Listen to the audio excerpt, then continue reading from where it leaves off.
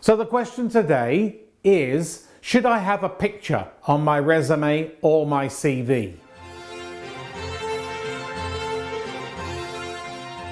My name is Martin Buckland. I'm Executive Career Management Practitioner. I help senior executives reach their career goals. Please subscribe to my YouTube channel and press the bell button where you will be notified of all future videos. So the question today is, should I have a picture on my CV or my resume? This is a question I'm always asked. Well, it depends on the geography, where you are in the world. And remember that resumes and CVs, content and format are always changing. So if you are in a country where you think you must have photographs, check with people who are based in that country, HR professionals, executive recruiters, and ask them, because it does change over time.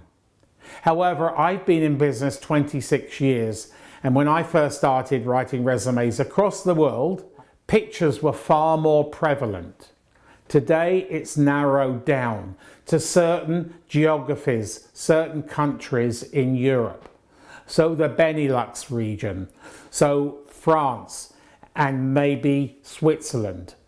But they're not always looking for photographs today. If you are in one of those countries, I would suggest you have one with a picture and one without a picture. In the Americas, in the UK, and in certain parts of Asia and the Middle East, a photograph is no. So don't count yourself out just simply because you have a photograph. So I would check when you're calling an HR professional or an executive recruiter how they would like to see it. Just be geographically sensitive and do your research, your due diligence.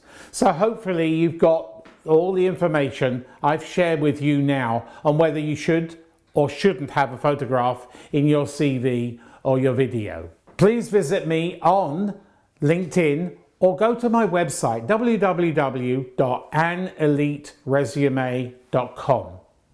I'm Martin Buckland. I'm an executive career management practitioner. I can help you reach your career goals. Thanks so much for watching.